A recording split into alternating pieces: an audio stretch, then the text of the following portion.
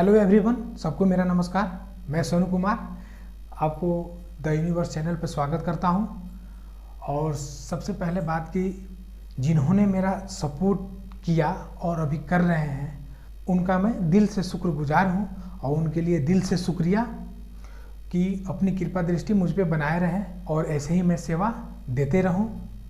तो चलिए ज़्यादा टाइम को न लेते हुए हम प्रश्न पे बढ़ते हैं और इसी के साथ हम शुरुआत भी करते हैं, क्योंकि ये सीरीज जो है मतलब आगे के एडवांस लेवल के आगे का क्वेश्चन का है। हम देखेंगे इसको कैसे बनाएंगे, क्योंकि ये बहुत देखने में ऐसा लग रहा होगा कि बहुत मुश्किल है। ये बनेगा लेकिन कठिनाई से बनेगा। लेकिन देखिए मैं इसको कैसे कम समय में और इसको आसानी से हल करना सिखा रहा हूँ। कैसे, देखिए ध्यान देंगे। कह रहा है राम ने 10 काली और कुछ सफ़ेद गेंदें खरीदी। काली गेंदों की कीमत सफ़ेद की 5/2 है। बिल बनाते समय क्लर्क ने गलती से गेंदों की संख्याओं को बदल दिया, जिसकी वजह से बिल 45% बढ़ गया। 45% बिल बढ़ने का मतलब क्या हुआ? 45% बिल बढ़ने का मतलब क्या हुआ कि अगर मान लीजिए कि पहले उस बिल के लिए हम 100 रुपया देते थे, उसके लिए अब हमें कितना चुकाना पड़ेगा? 145 रुपया। तो ये जो 45 रुपया का हेर फेर हुआ, कहाँ हो रहा है, किसके कारण हो रहा है? क्योंकि क्लर्क ने गेंदों की संख्याओं को क्या कर दिया? बदल दिया। तब देखते हैं, अगर हम इसको मान लेते हैं जैसे ये काली हो गया और ये हो गया सफ़ेद। देखिए काली की संख्या दी हुई है 10 और सफ़ेद की हम मान लेते हैं x।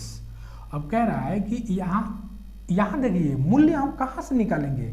काली गेंदों की कीमत सफ़ेद की 5/2 है, यानी कि काली की कीमत सफ़ेद जो है, सफ़ेद गेंदों की संख्या है उसका 5/2 है। अब देखिए सफ़ेद उधर गुणा में है, अगर इसको हम ले आएंगे इधर तक हो जाएगा ये काली बटा सफ़ेद, और उधर क्या बचेगा? 5/2। अब कोई पूछे कि काली की कीमत कितनी है? 5 और सफ़ेद की कीमत कितनी है? 2। आराम से बता सकते हैं। ये देखिए काली गेंदों की संख्या जब 10 है तो उसकी कीमत 5 है, तो हम इसमें गुणा कर देते हैं 5 से। और जब ये सफ़ेद गेंदों की संख्या x है तो उसकी कीमत कितनी है? 2 है, 2 से। तो अब ये हमारा एक्चुअल यानी कि ये 50 आ गया और ये 2x आ गया, यानी कि दोनों की कीमत को हमने जोड़ा तो यही तो हमारा हुआ क्या? सही बिल हो गया। अब देखिए सही बिल। अब कह रहा है कि उसने बिल बनाते समय गलती से गेंदों की संख्याओं का हेरफेर कर दिया था। गलती से हेरफेर करने का मतलब क्या हुआ कि जहां 10 है वहां x मान लिया और जहां x है वहां 10 को मान लिया। तो अगर मान लेते हैं कि यहाँ इसको x मान लिया और इसको मान लिया 10 मान लिया, तो अब इसकी वैल्यू क्या निकल के आएगी? x में 5 से करेंगे तो ये 5x हो जाएगा, प्लस दे देंगे क्योंकि हमें दोनों को जोड़ना है ना, दोनों की कीमतों को जोड़ के ही तो बताना है। अब 10 से 2 में गुणा करेंगे, ये हो गया हमारा 20। तो ये हो गया हमारा गलत बिल, यानी कि जो क्लर्क ने गलती करी वो गेंदों की संख्या को बदल करके, तो ये हमारा गलत बिल निकला और ये सही बिल निकला। तब देखिए मूल्य पहले मान लेते हैं कि वो सही बिल के लिए 100 रुपया देता था, सही बिल के लिए। लेकिन उसके बाद से जब बढ़ गया तो वो कितना दे रहा है? 100 पर 45 अगर बढ़ गया तो 145 दे रहा है। वो किस बिल के लिए? गलत बिल के लिए। यानी गलत बिल होने के कारण 145 रुपया चुका रहा है।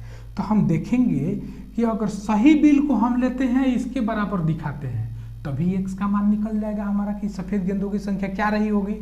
अगर हम गलत बिल लेते हैं और गलत बिल वाले अमाउंट को साथ में रखते हैं, तभी हमारा x के मान निकल जाएगा। अब देखते हैं, एक पे मैं रख के बना दे रहा हूँ, एक पे आप लोग देख लीजिएगा। चलिए अगर मैं गलत बिल ले रहा हूँ यहाँ से, तो ये 5x + 20 बराबर ये कितना रुपया उसको देना पड़ रहा है? 145। अब देखिए 5x बराबर अगर 20 उधर जाता है तो घट जाएगा, तो 145 में से 20 गया, कितना बचेगा? 125। 5 से 25 बार में, यानी x का मान 25 हो गया। अब कुछ समझ में आया कि सफ़ेद गेंदों की संख्या 25 रही होगी, तभी जाके मतलब ये सब फंडा हुआ होगा। तो आप लोग इस सही बिल को लेके और सही अमाउंट को लेके बराबर कर लीजिए और देखिए x का मान कितना आ रहा है। इतना तो करना पड़ेगा। मैंने जो बताया वो एक यूनिक सवाल है, इसे खूब बढ़िया से देखेंगे कि कैसे ये बना। चलिए एक ऐसे प्रश्न को देखते हैं जिसमें अक्सर छात्र उलझ जाते हैं और काफ़ी समस्याओं का सामना उन्हें करना पड़ता है।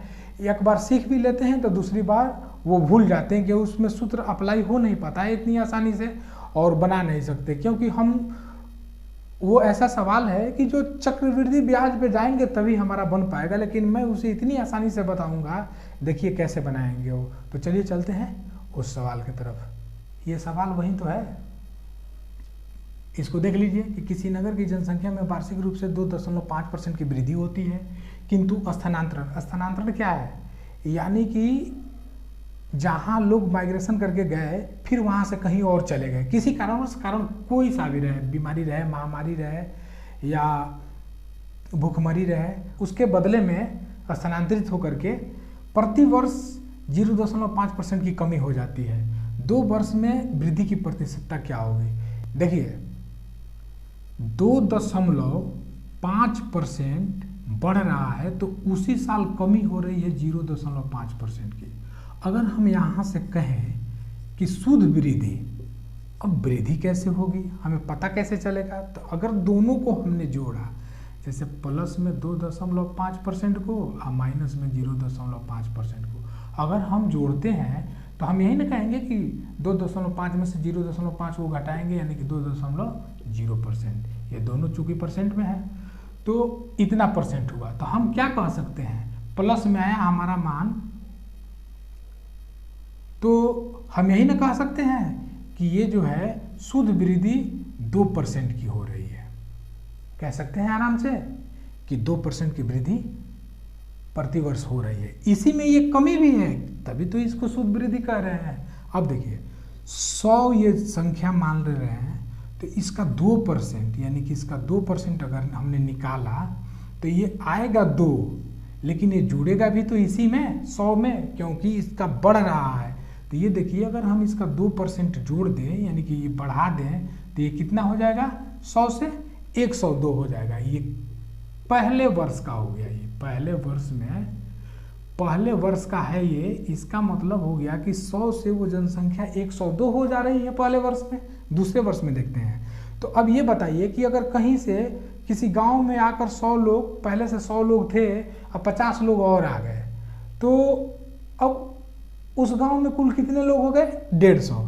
अब जो होगा अगर घटेंगे तो अब 150 से ही तो कम होगा, क्योंकि अब दूसरे वर्ष देखेंगे कि भूखमरी के कारण या कारण क्या है जिसके कारण लोग स्थानांतरित हो जाते हैं या उनका स्थानांतरण हो जाता है। तो अब दूसरे साल ये जनसंख्या जो है बढ़ के 102 है, इसका भी यानी कि 2% बढ़ाना है, 2% बढ़ रहा है। तो जब देखिए 102 का 2% जब निकालेंगे तो ये रहा हमारा 102 का 2% का मतलब हुआ 2/100।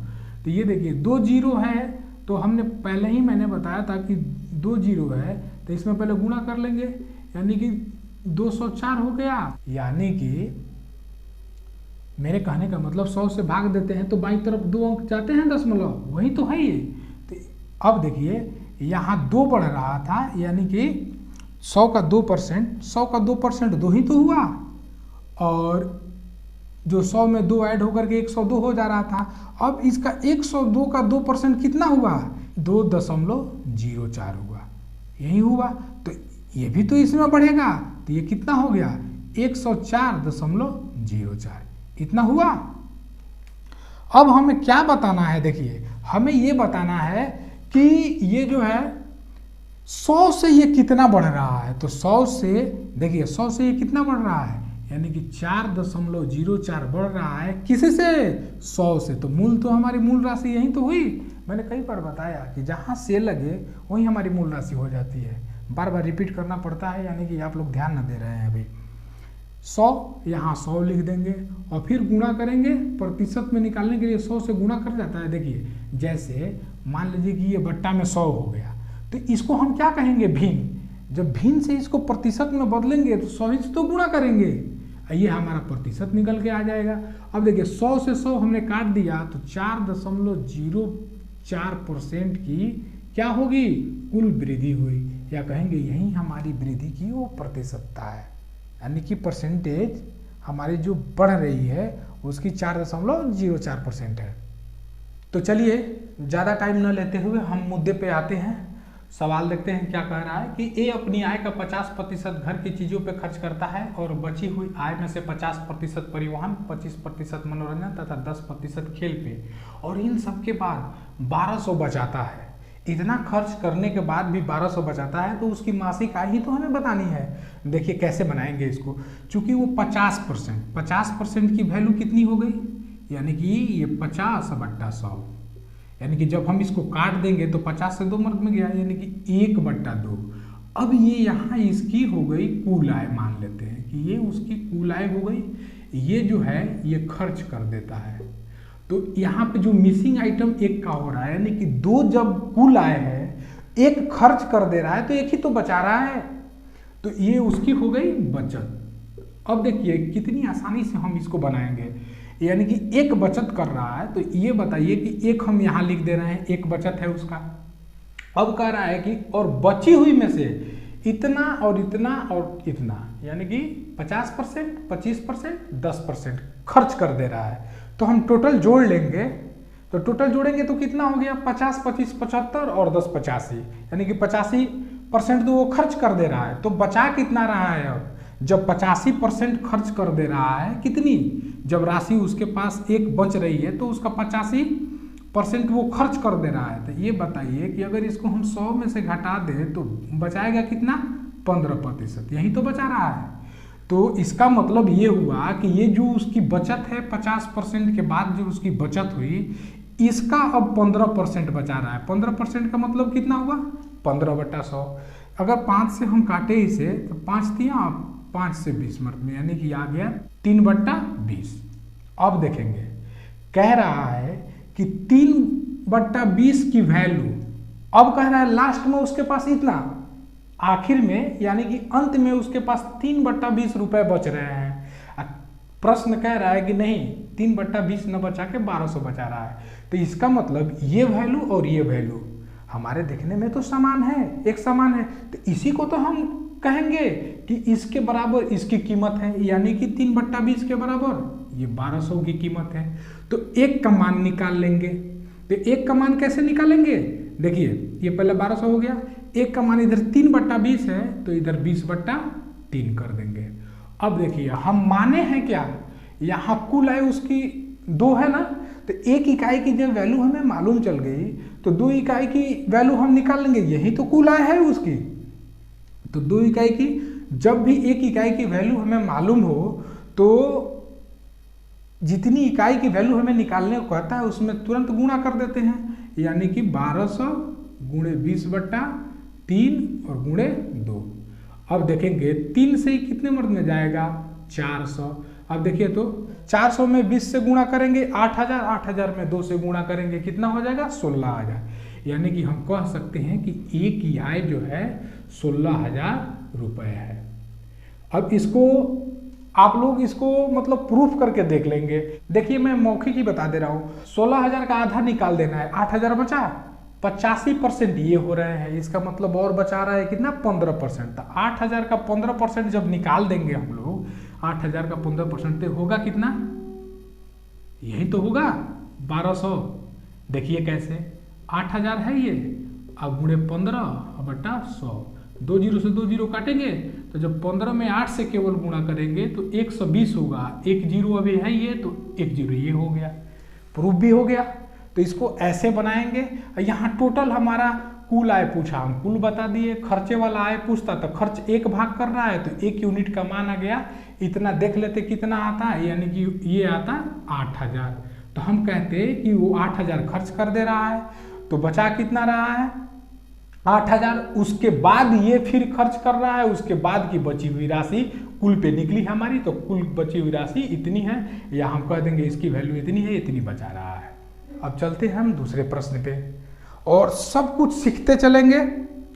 देखिए अगर किसी को डाउट हो कमेंट सेक्शन में जाके कमेंट करें और बताएं, मैं और इसको अच्छे तरीके से एक्सप्लेन करूंगा, देखूंगा कि ज़्यादा से ज़्यादा मैं समझाने की कोशिश करूंगा। तो चलिए दूसरे प्रश्न पे चलते हैं। देखिए कितना बढ़िया प्रश्न है ये प्रश्न पिछले प्रश्न से थोड़ा भिन्न है। कहने का मतलब कि उसमें एक ही बार शेष का टोटल खर्च दे दिया गया था और शेष दे दिया गया था, लेकिन इसमें हर जगह बची हुई का इतना परसेंट, बची हुई का इतना परसेंट। मान लेते हैं कि उस पुस्तकालय में पुस्तकों की कुल संख्या 100 है, टोटल क्वांटिटी ये है 100। तो 20% किताबें हिंदी में है, तो 20% किताबें हिंदी में होने का अर्थ क्या हुआ कि ये 100 का जो 20 किताब है, ये 20 ये हिंदी है, क्योंकि 100 का 20% उतना ही तो होगा। अब इसके बावजूद बचा क्या, 80 पुस्तकें अभी भी बची हुई हैं। तो अब कह रहा है कि अब जो 80 ये बची हुई है उसका 50% अंग्रेजी में है। तो 50% का मतलब क्या हुआ कि 80 का जब 50 निकालेंगे, 80 का 50 तो ये हो गया, देखिए 2 मर्तबे और 2 से 40। इसका मतलब ये हुआ कि ये जो 40 पुस्तकें अब जो है ये अंग्रेजी की हैं, अंग्रेजी की हो गई। अब जब 80 में 40 अंग्रेजी की हुई तो बची कितनी, 40 ही तो बची। अब फिर यहाँ कह रहा है कि जो बच रहा है उसमें से 30% फ्रेंच में है। अब देखिए 40 का 30 निकालेंगे, 40 का 30 जब निकाल देंगे तो 1 0 से 1 0, 1 0 से 1 0, कितना हो गया 12। अब ये जो 12 जो है ये हो गया फ्रेंच में। तो अब 40 में से 12 निकाल देंगे तो बचा क्या हमारे पास, 28 पुस्तकें तो बची, यही तो बच रहा है। तो अब यहाँ कह रहा है कि इसके बाद भी 84 सब पुस्तकें किसी अन्य भाषा की बची हुई है, तो इसी की तो वैल्यू दे रखी है कि 28 की वैल्यू 8400 है। तो हम क्या करेंगे कि हम लिखेंगे कि 28 यानी कि 28 की जो है ये वैल्यू कितनी है, 8400। यही तो है हमारा, अंत में इतना ही तो बचा। कुल पुस्तक इतना था, आते आते वितरित करते करते उसमें से शेष का फिर निकालते निकालते 28 बचा। 28 हम देखिए इस मेथड से हम कह रहे हैं कि 28 बचा, लेकिन देखिए यहाँ कह रहा है कि नहीं 8400 बचा। तो कहेंगे कि भाई ये और दोनों क्वांटिटी सेम है, तो कह रहेंगे कि भाई 28 की वैल्यू 8400 प्रश्न में है, तो एक की वैल्यू कितना निकाल लेंगे, 8400 में 28 से भाग कर देंगे। अब देखिए हमें निकालना क्या है, कुल पुस्तकों की संख्या निकालनी क्या है कि कुल पुस्तकों की संख्या क्या है। तो हमने इसी को तो कुल माना है, तो एक इकाई की जब वैल्यू मालूम चल गई तो 100 इकाई की वैल्यू ही तो निकाल देनी है, यानी कि 8400 बटा 28 गुणे 100, इतना ही तो निकालना है। तो देखिए तो 28 से 300 यानी कि 28 3 84, 2 0 है 2 0 लिख दिए, 100 में 300 से गुणा करेंगे यानी कि ये हो गया हमारा 30,000। उस पुस्तकालय में कुल पुस्तकों की संख्या कितनी हो गई, 30,000। तो अब इतना तो पता चल गया कि इसको हमने कैसे बनाया। एक तरीका और था इसका, जैसे मैं बता रहा हूं उस तरीके को भी आप लोग देख लीजिए। इसको कैसे बनाएंगे जैसे 20% की वैल्यू क्या होगी, 1/5। 50% की वैल्यू क्या होगी, 1/2। और फिर 30% की वैल्यू क्या होगी, यानी कि 3/10। तो देखिए मैंने एक तरीका बताया था कि पहले और बाद में, इसका मतलब उसकी पहले जो संख्या थी कितनी थी, 5 थी। अब उसमें से एक कम हो जा रही है तो कितनी होगी, 4। बाद में 4 ही बच जाएगी ना। अरे पहले 5 थी, उसमें एक तो हिंदी की हो गई, तो शेष इतना ही ना बचा बाद में। अब फिर देखिए यहाँ कितना था, 2, और उसके बाद से 2 में से 1 निकल गया, तो अब कितना बचा, 1। अब फिर यहाँ देखिए 10 था, और फिर उसमें से 3 निकाल दिए फ्रेंच, तो अब कितना बचा, 7। तो देखिए कोई किसी से कट रहा है, ये 2 से 2 मर्द में, क्योंकि ये एक दूसरे के भाग में है और ये जो है गुणा में है। तो ये देखिए हमारा ये हो गया, 2 से भी ये कट जाएगा 5 मर्द में, यानी कि 5 × 5 = 25। ये हो गया हमारा 7।